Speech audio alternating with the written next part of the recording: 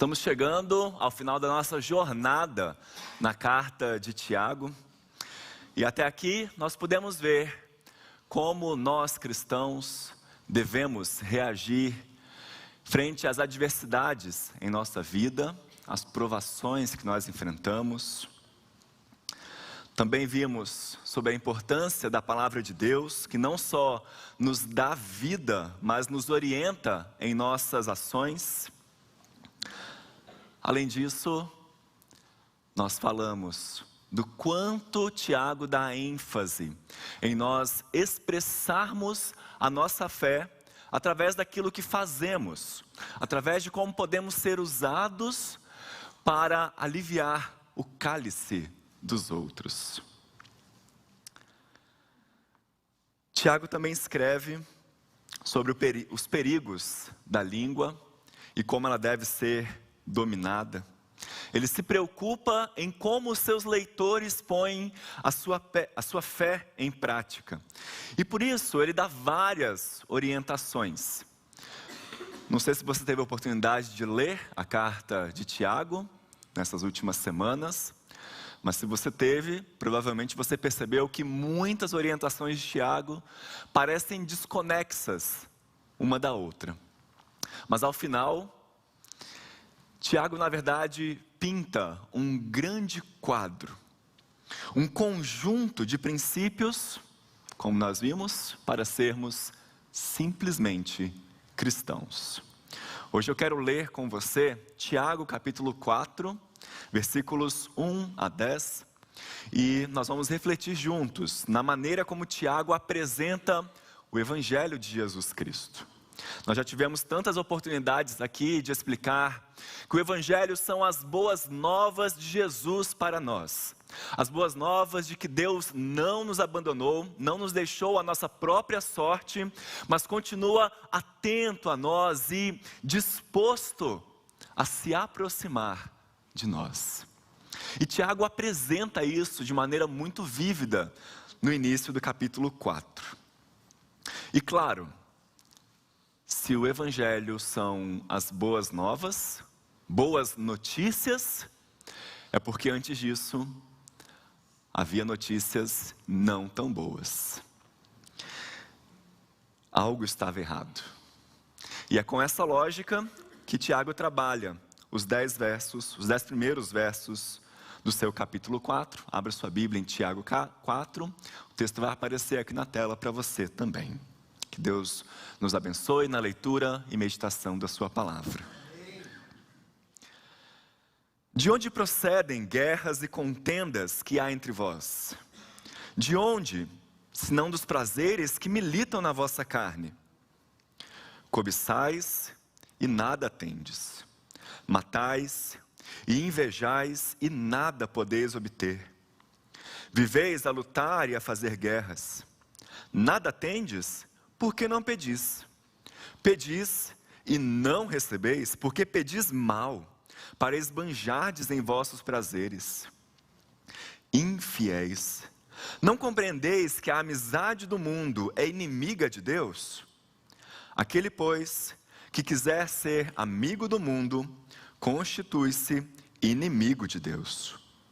Ou supondes que em vão afirma a Escritura, é com ciúme que por nós anseia o Espírito que Ele fez habitar em nós? Antes, Ele dá maior graça.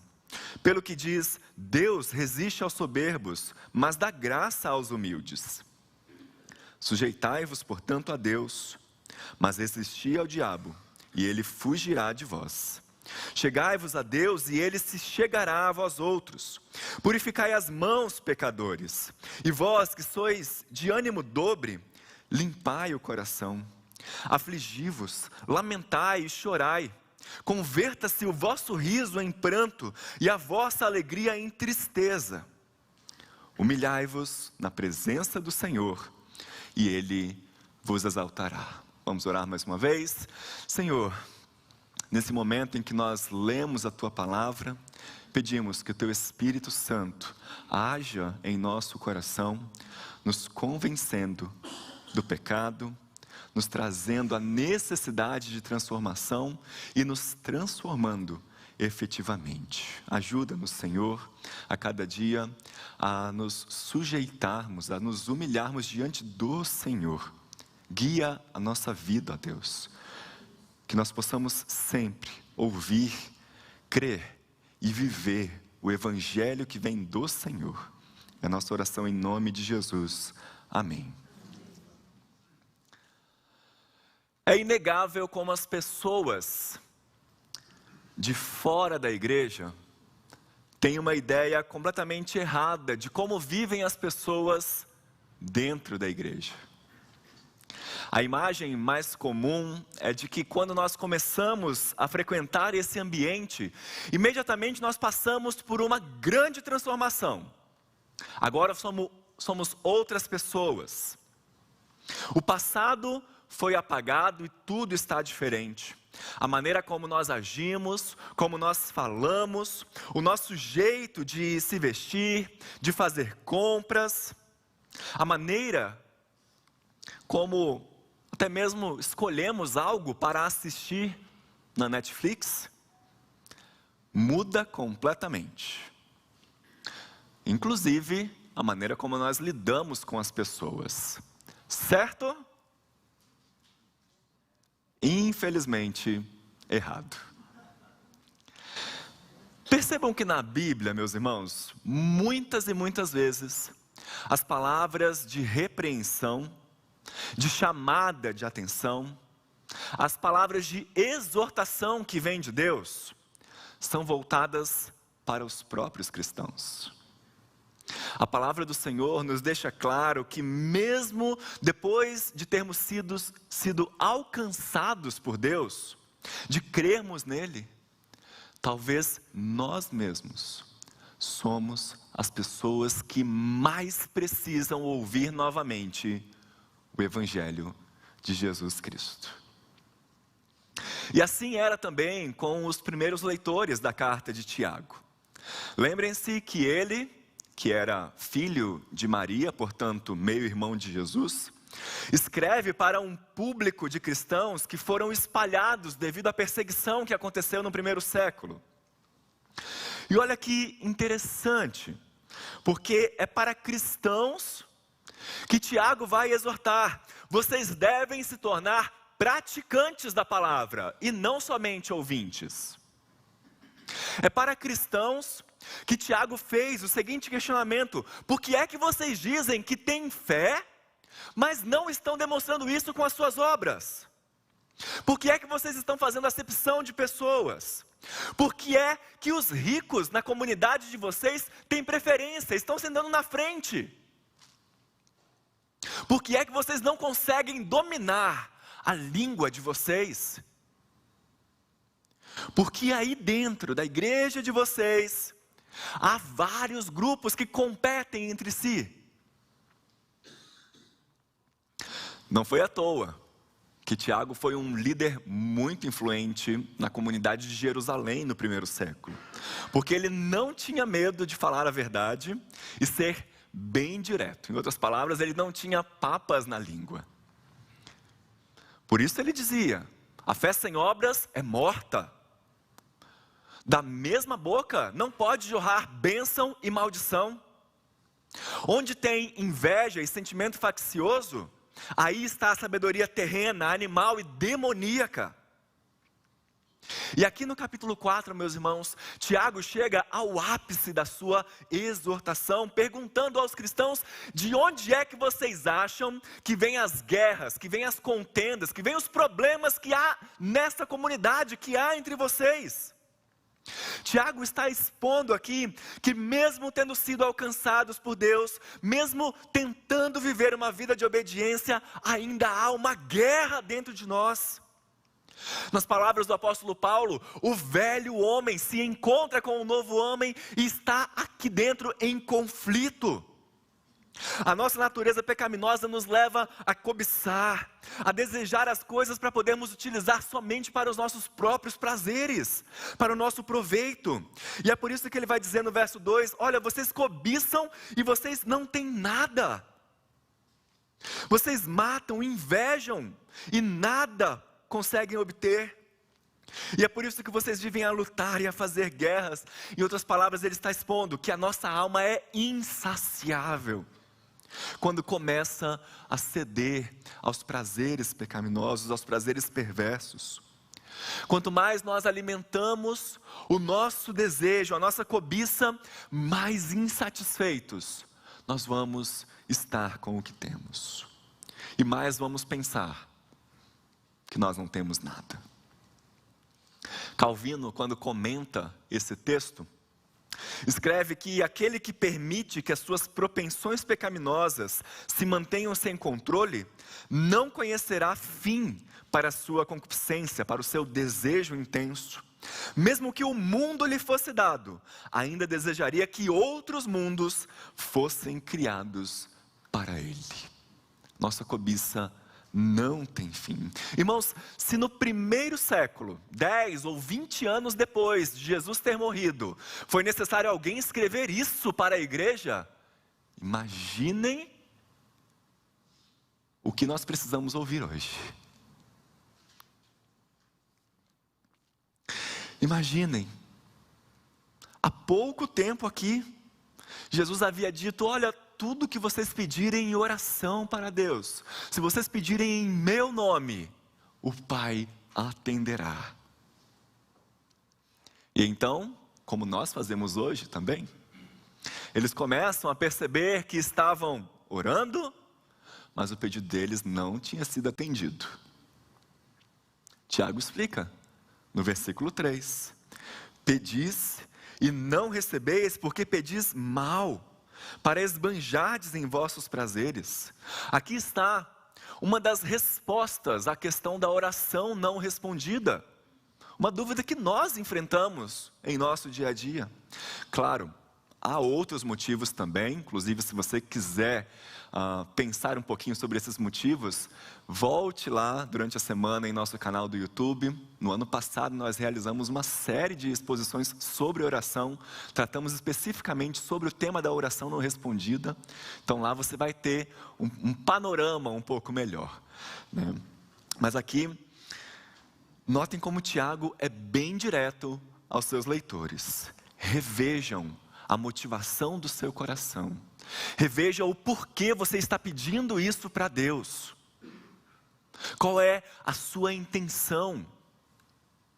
Será que isso que você está pedindo é algo que apenas alimenta a sua cobiça? E como se não bastasse, essa maneira rígida com que ele fala até aqui, ele ainda vai além. No versículo 4, infiéis, não compreendeis que a amizade do mundo é inimiga de Deus? Aquele, pois, que quiser ser amigo do mundo, constitui-se inimigo de Deus. Se você está com sua Bíblia aberta, provavelmente a sua Bíblia tem uma nota de rodapé aí na palavra infiéis. O nosso tradutor preferiu trazer um eufemismo para nós, né? Mas a palavra usada aí é adúlteros.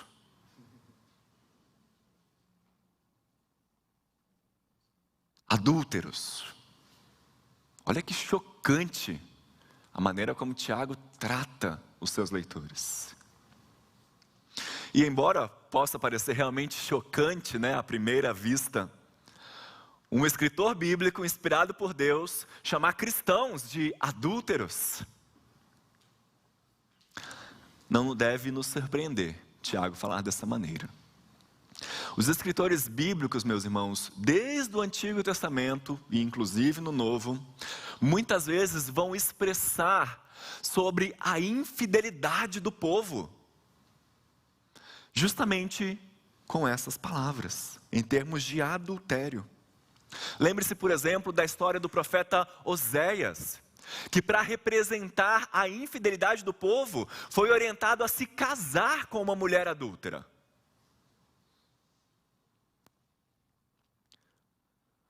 Lembre-se do livro de Provérbios. Como é que Provérbios termina? Provérbios 31 fala sobre a mulher virtuosa.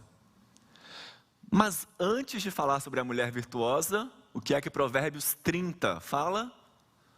a mulher adúltera. O sábio de Provérbios 30 nos diz que a mulher adúltera não sente remorso por sua infidelidade. E lembrem-se, não é à toa que Tiago traz palavras muito parecidas com o livro de Provérbios.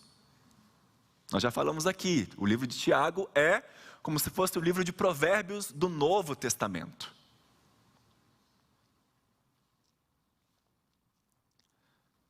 Ele quer que nós, seus ouvintes, seus leitores, possamos perceber o buraco profundo em que nós entramos por causa do nosso pecado. Tiago caracteriza o seu público dessa maneira.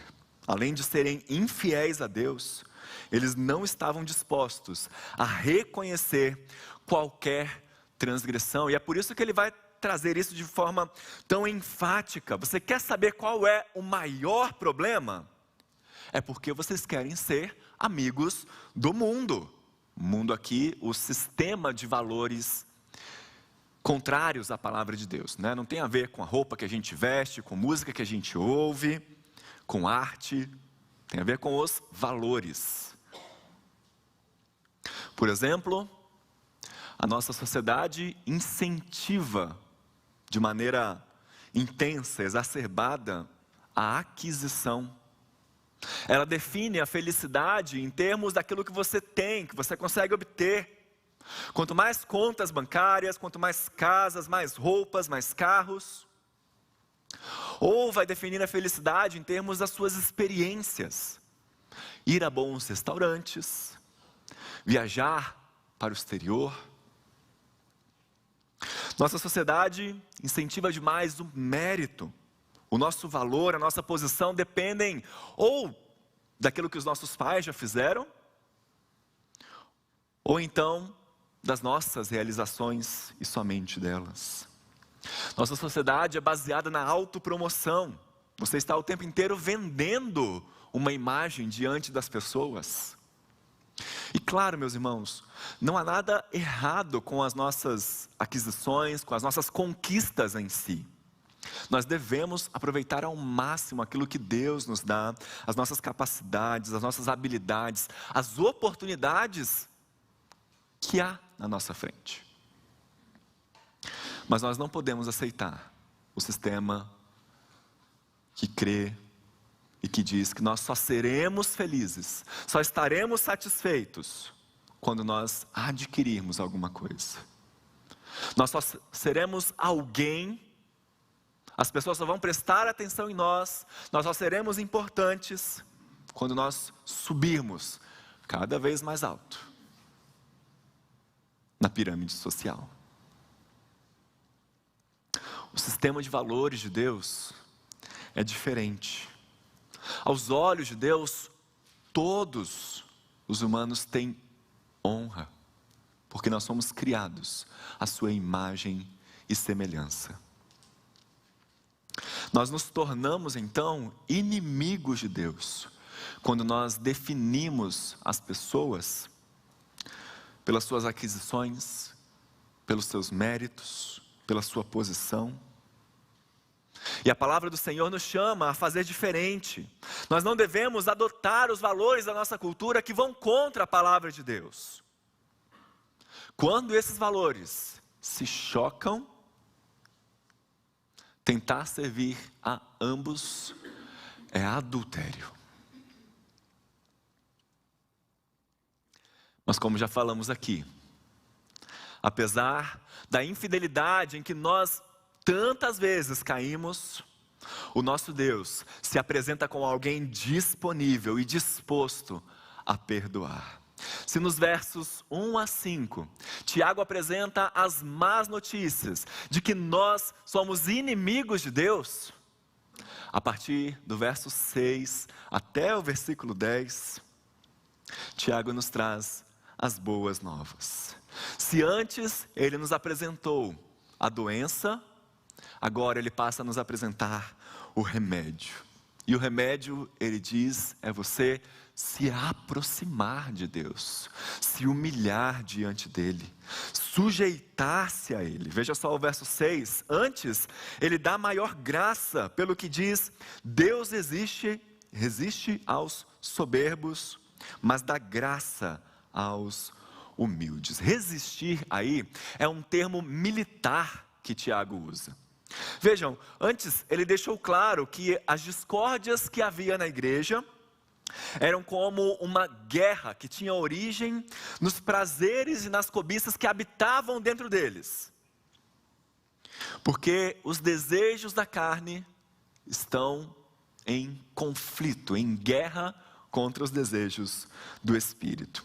Então, ao falar sobre aqueles que eram inimigos de Deus, ou seja, esses soberbos, esses que cada vez desejam mais e estão dispostos a fazer qualquer coisa para viverem conforme os valores do mundo, ele deixa claro que há uma guerra. Permanecer no orgulho pecaminoso é convocar uma ordem de batalha contra Deus. E numa guerra onde Deus está presente, nós só teremos chance se Ele derramar sobre nós a sua graça. Daí o verso 7. Sujeitai-vos, portanto, a Deus. Sujeitar-se, submeter-se, é reconhecer o senhorio, a autoridade de outra pessoa. Quando alguém se submete, está sempre relacionado à autoridade, a Deus, ao rei, ao governador, ao líder, ao policial, ao pai, ao médico, ao professor. Nós nos submetemos às leis, às regras dessas pessoas. E notem aí no verso 7 que Tiago liga a submissão a Deus com a resistência ao diabo. Ou seja, submeter-se à autoridade de Deus é resistir à autoridade do diabo em nossa vida. Engraçado que Tiago não esconde que nós passamos por essa guerra, não só por causa da nossa própria carne, da nossa própria cobiça, mas porque nós temos também alguém que está em guerra contra Deus. Submeter-se a Deus é ordenar nossas vidas debaixo da sua autoridade. E resistir ao diabo significa que nós nos opomos, nós lutamos, nós nos posicionamos contra a autoridade dele, de forma que nós não estamos mais em guerra contra Deus. Curiosamente, o apóstolo Paulo vai nos escrever que uma das maneiras de nós resistirmos ao diabo é justamente fugindo dele.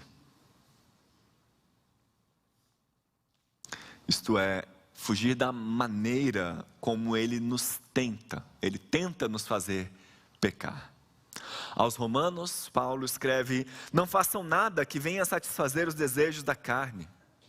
Aos Coríntios, fugir da imoralidade sexual, fujam da idolatria. A Timóteo, fuja do amor ao dinheiro, fuja das paixões da mocidade. Assim, nós podemos resistir ao diabo fugindo das tentações do pecado. E Tiago complementa essas orientações, dizendo que quando nós fugimos do pecado, o pecado foge de nós. Quando nós fugimos do diabo, resistimos a ele, ele foge de nós. Pastor, não sei. Eu tenho a impressão contrária. Eu tenho a impressão que quanto mais eu corro, mais assombração me aparece. Quanto mais eu resisto, mais fortes ficam as tentações. Mais fortes são as armas do diabo, as ciladas em que ele tenta nos colocar. Parece que a minha experiência diária refuta completamente esse versículo.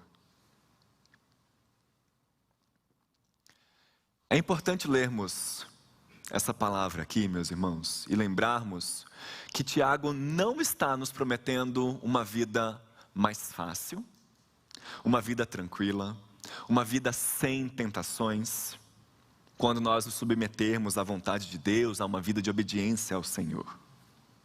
A promessa aqui é que quando nós resistirmos ao diabo, ele não vai ter poder sobre nós. Deus nos promete a capacidade de suportarmos as ciladas do diabo sem ceder a elas. Qualquer que seja o poder que Satanás possa ter, o cristão pode estar absolutamente certo de que recebeu a capacidade para vencer tal poder. Porque sobre nós está o sangue de Jesus Cristo, que já venceu o diabo na cruz. Qualquer que seja o poder ou influência que o diabo possa ter, a sua vida em Cristo é muito maior. Então, quando você se sentir tentado a acessar aquele site, resista. Quando você for tentado a falar de maneira egoísta contra a sua esposa ou o seu marido, seus filhos, resista. Quando você for tentado a ficar com raiva, com mágoa, com desânimo, com dúvida, com orgulho, com preocupação, resista a ele, e ele fugirá. E a melhor maneira de resistir ao diabo, a melhor maneira de se sujeitar a Deus, é a que Tiago expõe aí, nos versos 8 e 9. Chegai-vos a Deus, e Ele se chegará a vós outros. Purificai as mãos, pecadores, e vós que sois de ânimo dobre, limpai o coração. Afligi-vos, lamentai, chorai. Converta-se o vosso riso em pranto e a vossa alegria em tristeza. Nós somos convidados a nos aproximarmos de Deus. Calvino comenta que Deus é como aquele que traz o faminto até uma mesa, o sedento até uma fonte. Ou seja, Deus se aproxima de nós, nos trazendo tudo o que nós precisamos para uma vida verdadeiramente satisfeita, verdadeiramente vitoriosa contra os grandes problemas desse mundo. Aos pecadores, Ele oferece purificação. Aos de ânimo dobre, ou seja, aqueles que tentam viver esses dois estilos de vida contraditórios, Ele oferece um coração limpo. Tiago nos mostra que é importante nós reconhecermos o nosso pecado, reconhecer o quanto nós nos afastamos de Deus diariamente, o quanto nós precisamos de restauração em nossa vida, mesmo depois de conhecermos a Deus. Por isso ele diz: lamentem-se, chorem. Os profetas do Antigo Testamento diziam que aqueles que enfrentassem o julgamento de Deus sofreriam, chorariam, lamentariam. E mais importante, eles convidavam o povo a se afligir, a lamentar, a chorar antes do julgamento, antes do juízo divino, a se voltarem para Deus.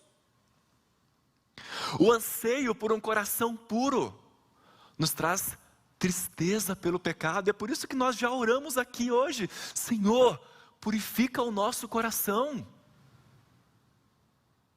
Precisamos nos aproximar do Senhor e só conseguimos fazer isso sem pecado, mas sozinhos nós não conseguimos.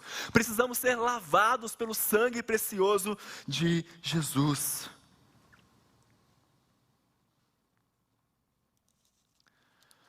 Tiago não está dizendo que o cristão deve o tempo inteiro se vestir de preto, andar com um rosto entristecido. pregando somente a melancolia, o fim dos tempos, o juízo divino. Na verdade, claro, meus irmãos, já falamos disso também outras vezes, nós devemos nos alegrar no Senhor, nos alegrar pelo seu perdão. Devemos agradecê-lo pela dádiva da salvação em Jesus. Precisamos obedecer à sua vontade. Quando caímos em pecado e nos damos conta disso, nós somos chamados então ao arrependimento, à mudança de vida. É natural que quando nos damos conta de nosso pecado, tenhamos algum grau de tristeza, de melancolia. Lembram-se de Pedro? Pedro negou que conhecia Jesus 3 vezes. Mas depois de ter afirmado isso 3 vezes, Jesus olhou dentro de seus olhos. Pedro se arrependeu, saiu e chorou amargamente. Ao falar sobre esse conceito de arrependimento, Paulo vai escrever aos Coríntios que a tristeza segundo Deus produz arrependimento para a salvação, que a ninguém traz pesar, mas a tristeza do mundo produz morte. Quando percebemos então os nossos pecados, os pecados que temos cometido, devemos levá-los a Deus e confessá-los. E quando fazemos isso, Deus nos dá graça. Assim como aconteceu com o profeta Isaías, ao contemplar o trono de Deus, quando as pessoas veem seu pecado, a sua incapacidade de se consertarem sozinhos, quando estão diante do Deus Santo, elas são culpadas e muitas vezes se sentem sem esperança, envergonhadas. Quando o nosso pecado nos humilha, quando nós imploramos por misericórdia, Deus concede o seu perdão. Deus concede a sua restauração. Se afirmarmos que estamos sem pecados, enganamos a nós mesmos e a verdade não está em nós. Mas se confessarmos os nossos pecados, Ele é fiel e justo para perdoar os nossos pecados e para nos purificar de toda injustiça. Deus dá graça aos humildes. Quase todos os parágrafos, meus irmãos, da carta de Tiago, nos lembram que nós deixamos de prestar atenção à palavra de Deus, deixamos de cumprir os preceitos da verdadeira religião. Quantas vezes nós imaginamos que nós somos capazes de fazer algo para Deus, de levar a Ele o motivo pelo qual Ele deve nos amar, Ele deve nos salvar, Ele deve transformar a nossa vida. Mesmo nós pastores, às vezes pensamos que a nossa dedicação ao ministério, ao evangelho, fará com que Deus nos ame mais. Mas Deus não favorece mais pastores que médicos, professores, donas de casa. Quando nós trabalhamos muito, nos envolvemos, nos dedicamos espiritualmente, é fácil imaginar que nós merecemos o favor de Deus, que Deus deve recompensar o nosso trabalho, mas a palavra do Senhor sempre vai ser clara conosco, que Deus derrama a sua graça sobre os humildes. O seu favor imerecido. Então Tiago diz que nós devemos escolher entre esses 2 modos de vida. Existe o caminho da ambição, do orgulho, do apego às coisas, e o caminho da humildade, do arrependimento. O verdadeiro arrependimento é mais do que sentir remorso. Nós, leitores da carta de Tiago, devemos nos arrepender dos pecados que ele destaca aqui: o orgulho no conhecimento, o ouvir a palavra mas não fazer nada, o discurso imprudente que diz qualquer coisa para obter uma vantagem, o desejo de se encaixar na sociedade. Se nós nos humilharmos em arrependimento genuíno, Deus promete nos perdoar e nos exaltar em Cristo. No versículo 10, assim como já tinha feito no versículo 6, Tiago traz uma orientação seguida de uma promessa. Algo que sumariza, que resume os seus ensinos até aqui. Humilhai-vos na presença do Senhor e Ele vos exaltará. Se nos humilharmos, se admitirmos que pecamos, que somos pecadores, que não conseguimos consertar a nós mesmos, então, promete Tiago, o Senhor nos exaltará. Ele virá ao nosso encontro. Ele agirá em nosso favor, como já o fez através de Jesus Cristo. Esse é o Evangelho segundo Tiago. Vocês estão vendo? Ele não afirma nada aqui sobre a cruz de Cristo, a expiação em nosso favor, a ressurreição. Ele afirma o Evangelho à sua maneira, uma maneira profundamente influenciada pelos ensinos de Jesus Cristo. Tiago diz que há uma antítese, uma escolha, como eu disse, entre dois modos de vida: o caminho de ambição egoísta e o caminho de pureza e paz. Nós podemos ser amigos do mundo ou amigos de Deus. Podemos ser orgulhosos ou humildes e arrependidos.